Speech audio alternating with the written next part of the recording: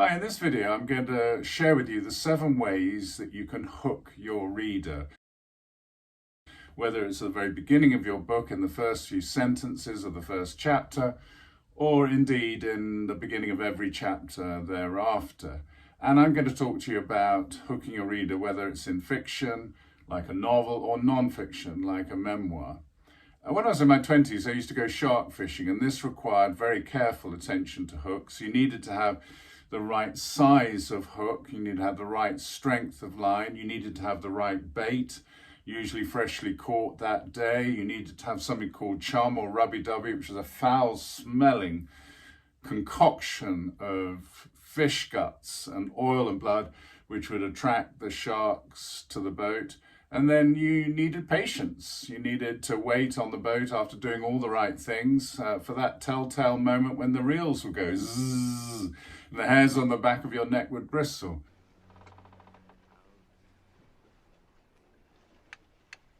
And then you would reel the blue sharks in, beautiful, beautiful sharks, and then tag them and put them back in the sea and then come home.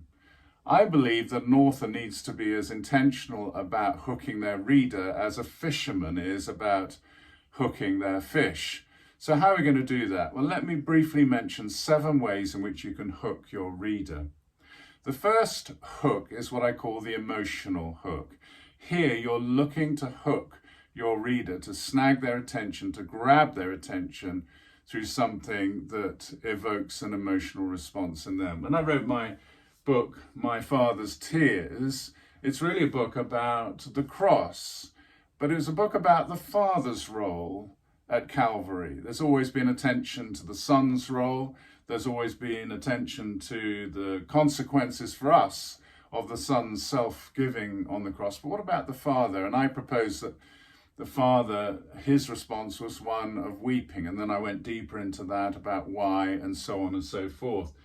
So in beginning this book, I told a story about my father and the time when he cried when he heard that I'd got a scholarship to Trinity College, Cambridge, to read English literature, the subject that he loved most. And so my first line of this book goes as follows. My brother says that he only ever saw our father cry on 2 occasions. The first was when Dad's father died. The second was because of me. That's an emotional hook. The second kind of hook that I use is the humorous hook, where I basically include something that's amusing in order to grab the reader's attention. Like when I wrote this book, Prophetic Evangelism, I included a chapter on sharing faith in Jesus with other people in the modern world. And I made a comparison at the beginning of chapter 9 between elephants and rabbits. Elephants are only fertile 4 times a year. They have only 1 baby per pregnancy. They have a 22-month gestation period. They achieve sexual maturity at 18 years. And they have a maximum growth potential in 3 years of 1 elephant. Whereas rabbits are almost continuously fertile, have an average of 7 babies per pregnancy, 1 month gestation period, sexual maturity at 4 months, and a maximum growth potential in 3 years of 476 million little rabbits. And I said here that if we're really honest, we know that we're much more like elephants than rabbits when it comes to evangelism. We think about winning people for Jesus maybe about 4 times a year, and we might lead a person to Christ every 3 years at best. So here I'm comparing myself and most of us in the church to elephants, and that's a humorous hook. The third kind of hook that I've used historically in my writing is what I call the suspenseful hook. This is when you begin a novel or you begin a story with something that evokes a sense of tension. So when I wrote The Fate of Kings, which is my novel about a vicar in the French Revolution who becomes a spy, the novel begins as follows. As the door to the bedroom creaked, William Hardy stirred. For 3 days he'd been languishing in his quarters at the Hotel Pelican in Sévignac, wrestling with a deadly fever. Several times he'd almost succumbed to its soothing overtures, but had somehow dragged himself back from the brink, crying out the name of his true love back in Kent. Now, as the hinges snapped from their wooden frame, he knew it was not the fever that would take him, but something, or rather someone, far more terrible. That's a suspenseful hook. Raymond Chandler, the great 1930s and 40s crime writer, he said this once: if in doubt, have a man come into the room carrying a gun. It's a slightly trivial and I think sarcastic remark, but what he's saying is this: if you want a hook, do something dramatic like that creates suspense. The fourth kind of hook that I often use is what I call the curious hook, which is a hook right at the beginning of a book or of a chapter in which I arouse curiosity. I mean, there are many famous examples of this in literature as a whole, like, for example, George Orwell, 1984. It was a bright, cold day in April, and the clocks were striking 13. That's a curious hook. That's a hook that arouses curiosity. In A Book in Time, my novel, which won the Page Turner Awards for 2020, begins with this sentence: I was conceived in a hot bath in Deal and born 12 months later on a mahogany table in Holt. My mother was called Emily Swanson. She was 87 years old when she finally delivered me. There's a lot there that doesn't immediately, on the surface of it, make much sense, but it arouses curiosity, the curious hook. Fifth kind of hook that I've historically used as a writer is what I call the anecdotal hook. This is particularly important in non-fiction books, where you begin the book or you begin a chapter with a story that attracts the reader's attention. Because if you go straight into instruction or straight into theory, it can be very boring and very difficult for the reader to follow. So when I wrote I Am Your Father, which is about the father wound in contemporary human beings in the world in which we live, I talked right at the beginning of chapter 1 about an individual that all of us will have heard of, but I don't mention his name. And I mention here the story of a photograph. The scene is an airport arrivals hall. There are two smiling faces. The taller figure is the father, just returned from Africa. The smaller is the son, a slightly chubby kid, aged 10, who has his folded arms tightly over the hand of his father, a hand that's reached out across the boy's shoulder. The photo seems to be portraying a picture of family bliss, but the photograph is deceptive and the camera lies. The boy, who's called Barry, has not seen his father for 8 years. In fact, the last time he saw his dad was when he was 2 years old, and this will be the last time he ever sees him. I wonder if you know who Barry is. Well, you're going to have to read I Am Your Father if you want to find out, but it's a story right at the beginning of my book, a compelling story, a story that hooks the reader about a kid who doesn't really know his father and yet dreams of his father and longs for his dad, the anecdotal hook. The sixth kind of hook that you can use, especially again in non-fiction books, is what I call the questioning hook. That's when you ask a question of the reader. So in my practical book on being a father called Fathers, the top 7 dad skills, I ask the reader a question right at the beginning of my book. Maybe you know a father who seems to do everything just right. When they advise their son or daughter, they sound like they're dishing out the wisdom of Solomon. When their children throw a tantrum, they exhibit the patience of Job.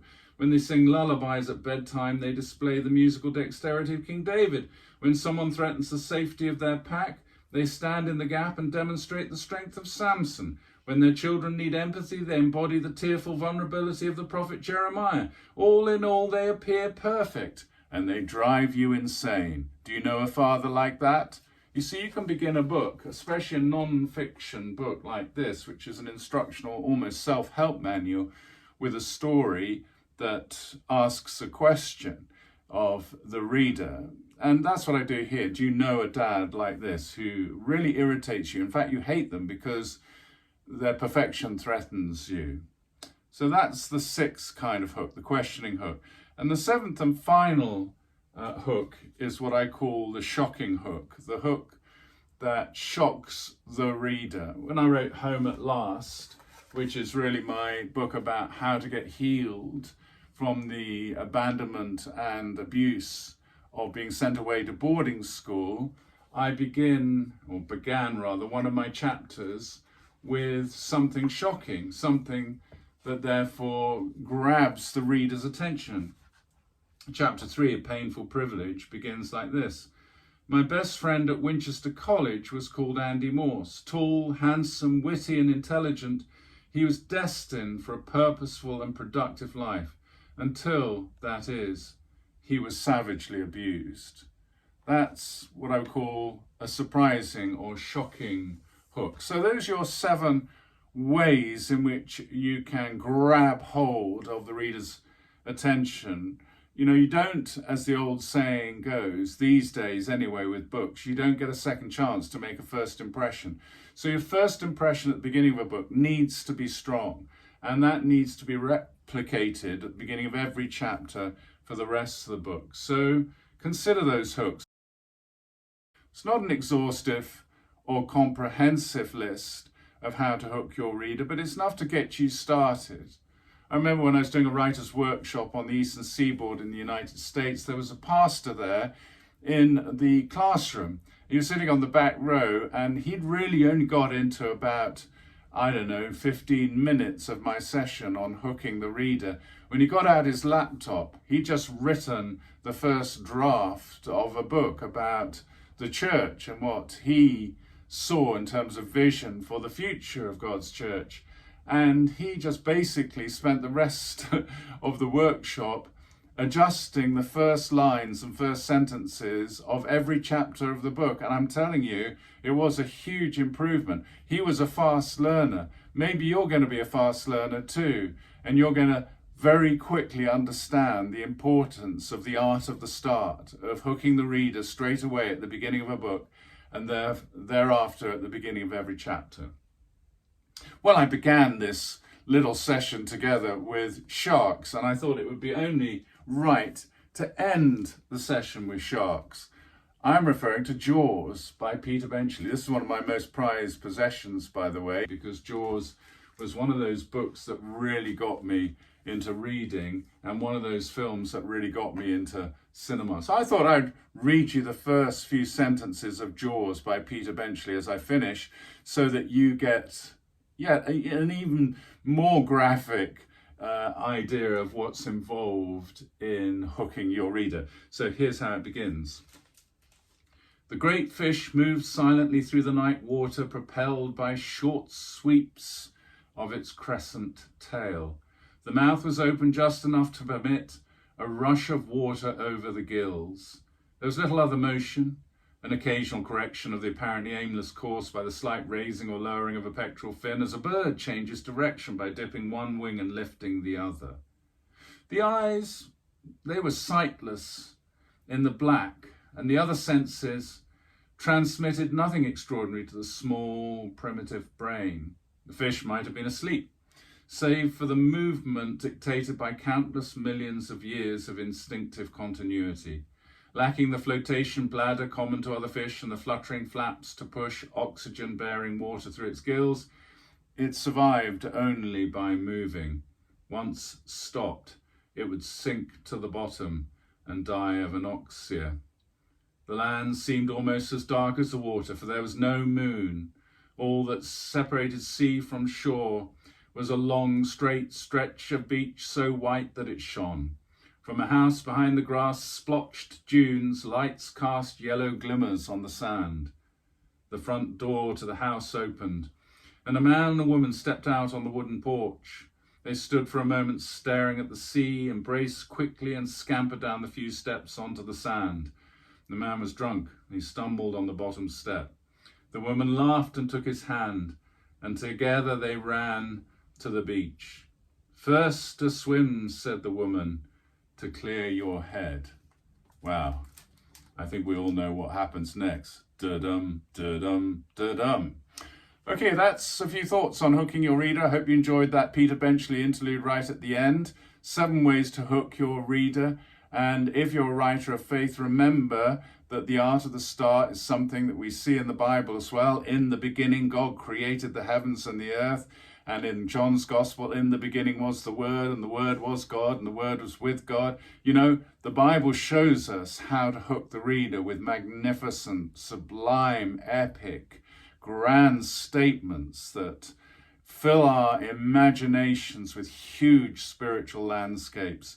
Let's emulate the biblical authors and let's remember how to start well. So let's keep on writing in the light. Let's live luminously and write radiantly, and all the very best, and God bless with hooking your reader.